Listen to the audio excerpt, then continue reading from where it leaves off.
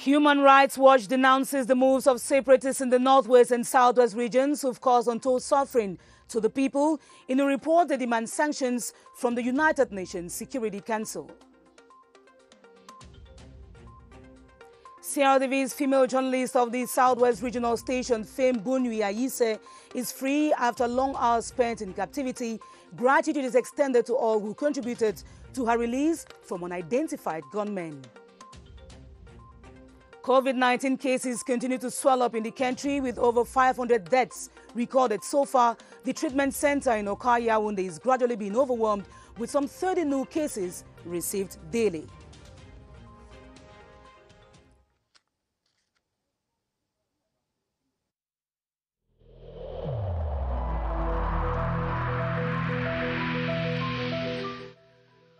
I urge you once again to put on your face masks, to wash your hands regularly, and to consult a physician or any other health personnel if you notice any symptoms. This is the only way to save lives and to curb the spread of the virus.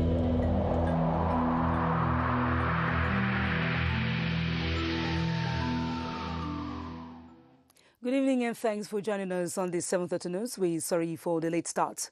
Human Rights Watch is calling the United Nations Security Council and Cameroon's international partners to sanction separatists and their sponsors who fuel the tensions in the northwest and southwest regions. In a report published last week by the non-governmental organization on the atrocities in both regions, freezing accounts and travel bans of perpetrators should be imposed. Killian Dandifon perused the publication and now reports. The report, titled Armed Separatist Abuse Rife in Cameroon's Anglophone Regions, is a complete shift from the position of Human Rights Watch, non-governmental organization, which has thus far been seen and accused as not only sympathizing with the non-state armed groups, but also facilitating their atrocities. January 9, principal killed in Umejok Southwest. February 13, 3 traditional rulers killed in Esoata village, Southwest. February 27, medical doctor kidnapped in Bafut Northwest and released on ransom. He is among hundreds, including teachers, students, clergy, political leaders kidnapped since 2017, the report underlines. The Watch report also states that separatists hinder the supply of humanitarian aid to victims of the war. And this time again, on a serious note, the Human Rights Watch report recommends sanctions, saying that the United Nations Security Council and Cameroon's international partners should make it clear to separatist leaders that there are consequences for these crimes, including targeted sanctions such as travel bans and asset freezing on those who bear responsibility for those committing the abuses. For the last 5 years, Cameroon has been requesting for foreign governments hosting recognized sponsors of the unrest in the northwest and southwest regions to serve them justice. These calls have oftentimes come from President Paul Biya through his address to the nation. Tonight, Charles Ibune looks at the international legal imperative to either repatriate them or mete out punishment where they are based. 11th September 20 years ago, the worst terror attacks hit the heart of the American capitalism and defense with nearly 3,000 dead. Today our nation saw evil. And evil too has struck Cameroon partially because of American-based terrorists engineering war in the northwest and southwest regions of the country. We will make no distinction between the terrorists who committed these acts and those who harbor them. To tame terrorism globally, the American Congress passed the American Patriot Act, which, amongst other things, forbids the use of the American space for any terrorism activity. America and our friends and allies join with all those who want peace and security in the world, and we stand together to win the war against terrorism.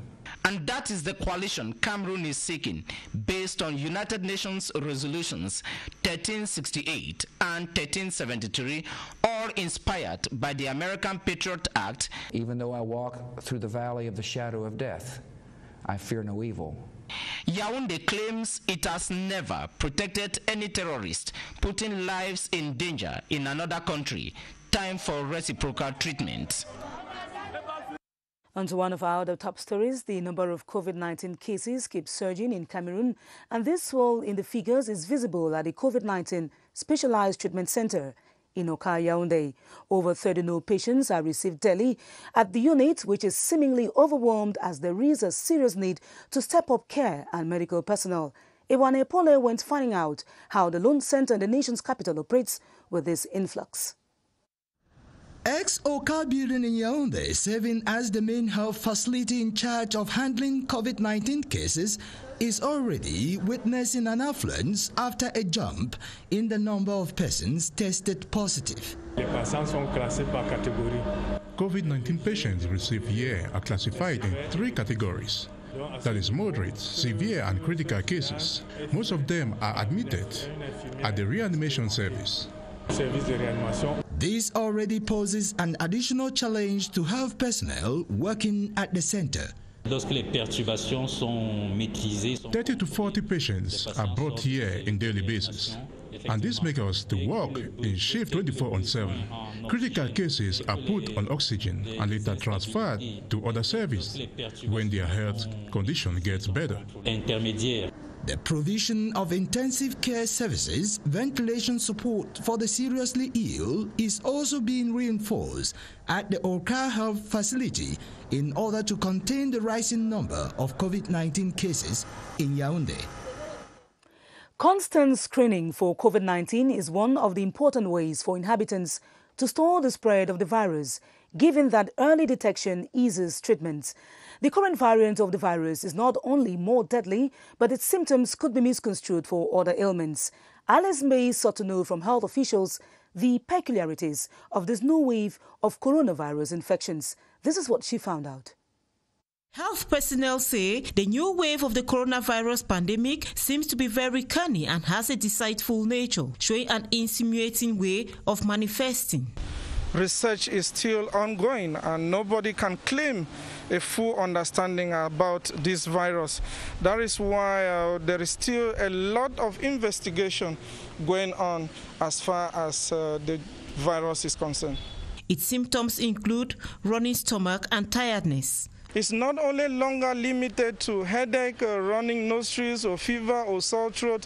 We now have other complications. Once you notice any change, please, it is advised to go for a test. Its infections are very harmful. The changing form of the virus has rendered it more virulent and very, very detrimental to human life. As we've noticed, more than 100 million of people have died from this virus. So we have to be very careful because the mutation, the changing form, is rendering the virus very, very dangerous. The government, on its part, is calling on the population to continue respecting barrier and hygiene measures. Forcing out the deadly respiratory illness is a communal responsibility, and administrative, local and religious authorities have been engaged in the fight. The Minister of Territorial Administration, Paul Atanganji, outlined their role during the launch of the second phase of the COVID-19 awareness and prevention campaign today. He proceeded to the Yaoundé main market, where he donated 2,000 face masks to sector heads. Eve Fomuso tells us more. Markets, high-risk areas for spreading the coronavirus. No doubt, Minister Paul Atanganji and team made a stop at the Central Market to launch the second phase of the awareness and sensitization campaign. They should sensitize not only those who are selling, but those who are coming inside the market. When someone is coming inside your shop to buy something, if he has no face mask, tell him to wear his face mask. Yeah, he donated 2,000 face masks to the market heads, had a chat with them, during which he reminded them of the obligation to ensure customers wear face masks before they are attended to. Earlier, Minister Paul Otanganji met the governor of the Central Region as well as other administrative and local authorities. He instructed them to focus on crowded venues, seeding grounds of the virus. It's important to associate the mayors, the religious authorities, the political leaders, for them to understand that the government cannot do this exercise alone. It's important that they should accompany the government in this process of sensitization. There remains a great deal of uncertainty about the risk posed by different activities in different venues. Local authorities, the minister said, have to put in effort to mitigate the risk in the most efficient manner. With over 500 deaths from COVID-19 recorded in Cameroon since last year, with 105 only in the last 2 months, it is clear that it is imperative to toughen preventive measures. But how should government go about in its quest to flatten the curve? Beatrice Lawsamber cut up with a cross-section of the population who say whether or not stricter options are necessary. Here's a report. With over 1,000 new COVID-19 cases recorded in the last 2 months and about 100 deaths at the same period, scientists are scared of what is coming and suggest tougher measures to flatten the curve. The authorities should go tough on this virus. We are dealing with a form of a virus which is different from that which circulated in early 2020. The virus is able to move from person to person faster. But society has an entirely different take, calling over 500 deaths since the onset of the infections as not statistically relevant to trigger travel bans and closure of schools and beer parlors like the government had done in the beginning. They argue behind barrier measures and better hospital care, nothing more should be done than just deepen sensitization. We should go mobilizing them to always encourage them. Based on scientific facts, the new virus strains show a more disease-causing, highly transmissible virus, challenging to the resilience of young populations, which needs not to be looked with a social eye. This should be based on data, on which data is being collected by the Public Health Operations Center to inform the choices of the kind of measures that should be taken in a targeted manner and in a way that is going to save the economy. It is hard to tell what is the best approach to these rapidly increasing rates. The one thing that's clear is people play a big role in spreading the disease and stopping it too. We're sorry for bridging that report. We stay in health, where cardiologists are warning on the dangers of heart diseases, which likely result to death if not properly diagnosed and treated on time. At an international forum in Douala, the Cameroon Cardiology Association deliberated on modern ways of managing heart diseases. Kikishi Lawrence tells us more. The Cameroon Society of Cardiologists decided to hire as many as 5 halls in Douala so as to spread out the participants in keeping with the social distancing needed this time around. Among the participants at the Congress are nutritionists who explain that preventing and treating heart diseases can and must first be through diet. It's good also to do regular checks. Cardiovascular diseases are costing a lot. Even if we're talking about open heart surgery, we are talking in terms of between 5 million and above. For open heart surgery. Now when we go to pacemaker implantations, it's from 1.6 million. Meantime, managing heart diseases, doctors say, moves from a simple change in lifestyle to complex surgery. We used to talk to patients about hygieno-dietetic recommendations, medications, and the third type of treatment is can be invasive. Invasive is when they are opening a vessel, opening your heart, opening a particular part of your body to work on top. Participants at the Congress of Cardiologists coming from Africa and Europe will also be assessing the challenges of heart disease management in a COVID-19 context. On today's developing story, the rise in violence in schools is preoccupying authorities and brings to question the fallen moral standards in society. From the use of hard drugs to the possession of non-firearms and suggestive gestures, the list is long. Cynthia Saptala visits one of the schools where these acts were performed and now reports on the precautionary measures taken. March 2019, Cameroonians nationwide followed with horror the story of a Form 4 student of the government bilingual school, Vidéo, in Douala, who attacked, stabbed and killed a Form 5 student after an altercation. It's been about 2 years now, but the memories of that incident continue to live on. The campus now possesses about 16 cameras stationed at several points.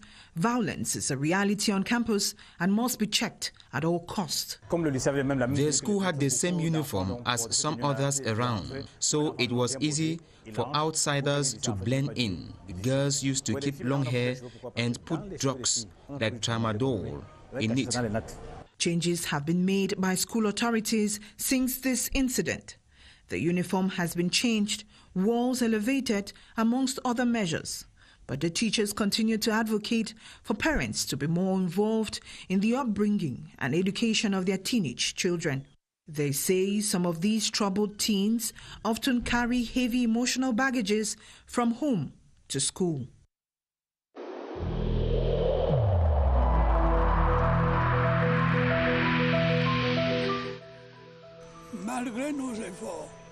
Despite our efforts, COVID-19 plunged many families into mourning and seriously hampered the functioning of our economy and society.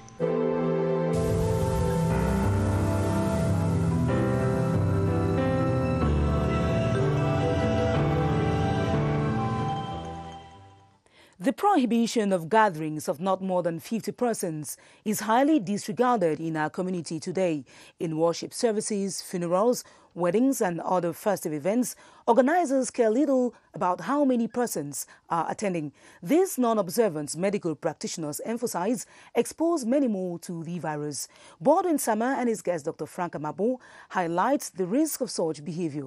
Hello, Baldwin. Good evening, Esther Kima. It was among the different outlined barrier measures by the government last year when we had the outbreak of COVID-19. The Prime Minister, head of government, has laid a lot of emphasis on this particular point: no gathering of persons, or no gathering of more than 50 persons in Cameroon as far as the spread of COVID-19 is concerned. How can that relate with the spread of the virus? Widely, a lot of emphasis on this. Let's find out from an epidemiologist, Dr. Frank Amabo. He is our guest tonight. Good evening, doctor. Good evening, Baldwin. Why a lot of emphasis on no gathering of more than 50 persons as with regards to how the virus spreads in Cameroon? So thank you, Baldwin, for that question. Thank you for this platform. I think three things come to mind when I think of that. The first is that this is a strong message from the Prime Minister, head of government, reminding us that COVID-19 unfortunately is still present in Cameroon. We still have cases and the transmission is persistent. And as you mentioned, this is a prescription that dates from March of 2020, reminding us of the importance to limit the number of persons found in a room where the conditions of aeration might not be optimal.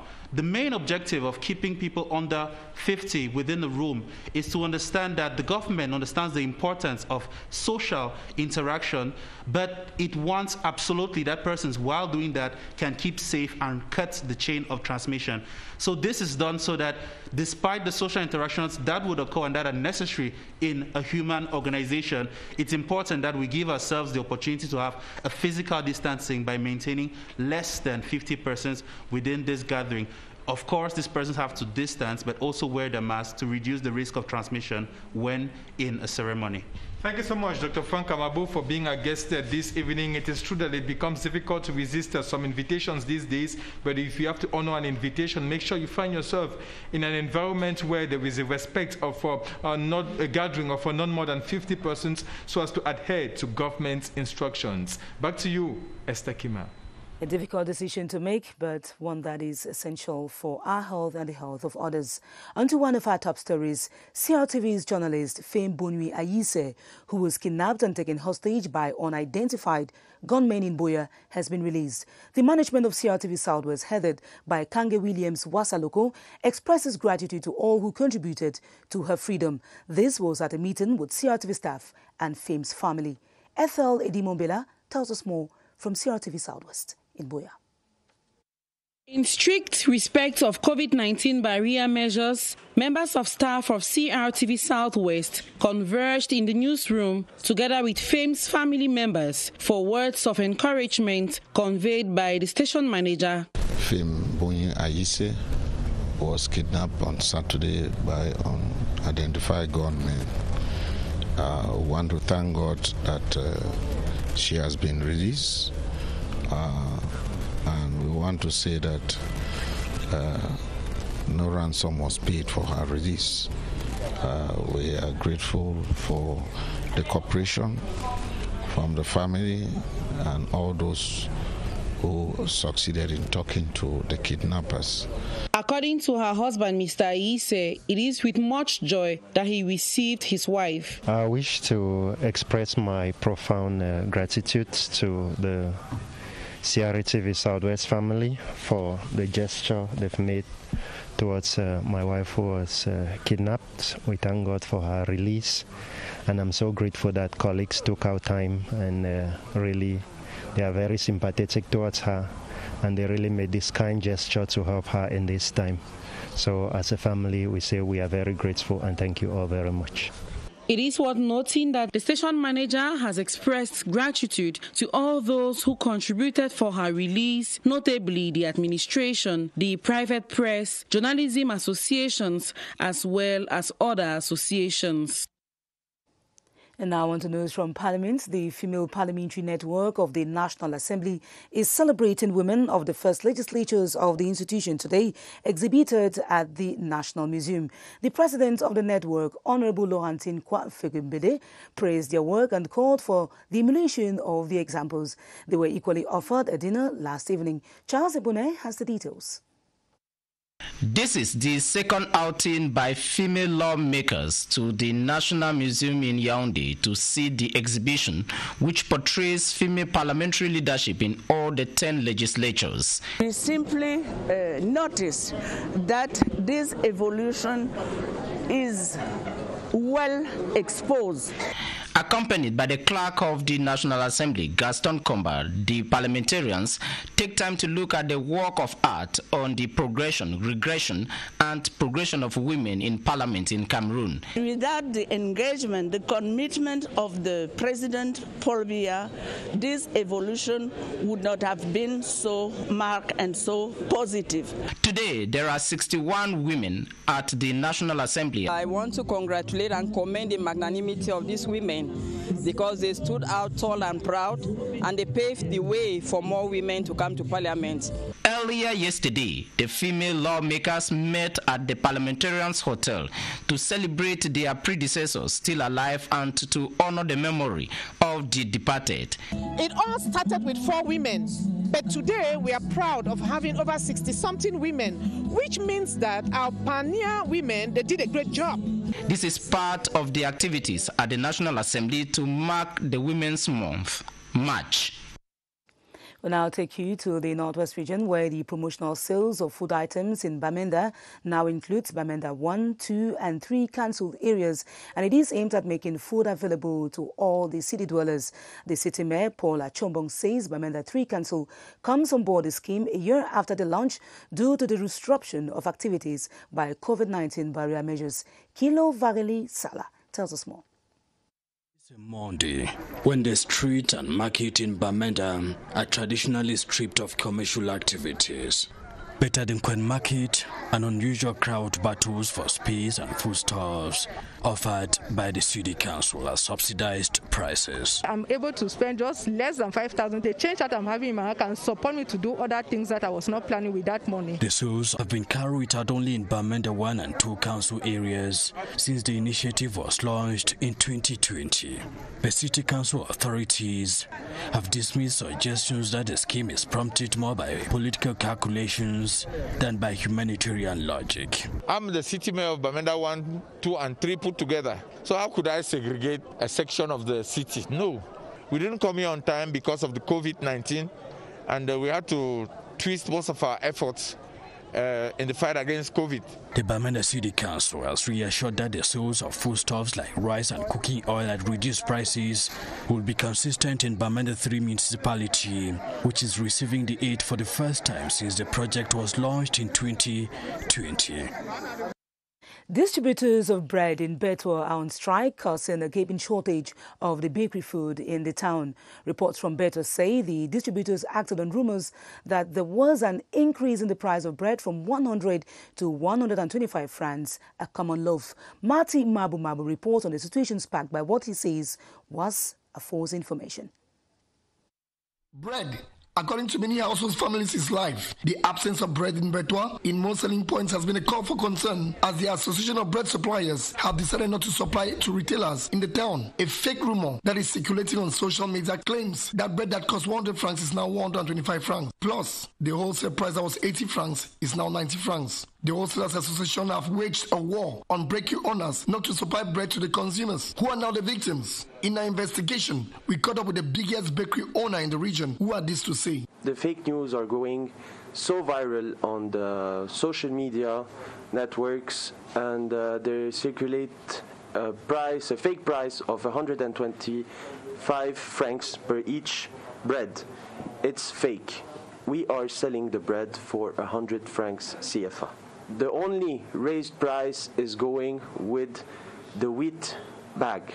That went from 16,000 to 17,000 francs CFA. Whatever the case, when elephants fight, the grass suffers. Betua inhabitants hope that the conflict between bakery owners and the suppliers will come to an end, so that bread will be served on tables daily. At 8 p.m. we end this edition of the 7:30 News, in which you mainly heard that Human Rights Watch has denounced the moves of separatists in the northwest and southwest regions who have caused untold suffering to the people. In a report, they demand sanctions from the United Nations Security Council. And finally, CRTV's female journalist of the southwest regional station, Fame Bunyi Ayise, is now free after spending long hours in captivity. Join Adel Mbala at 8:30 p.m. for the news in the French language. I'll be back tomorrow at 7:30 p.m. God willing. Stay tuned to our programs on CRTV and on CRTV News. Good night.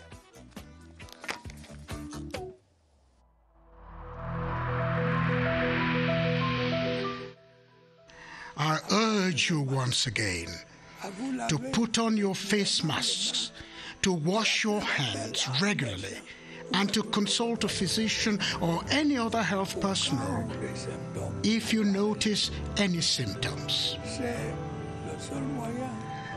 This is the only way to save lives and to curb the spread of the virus.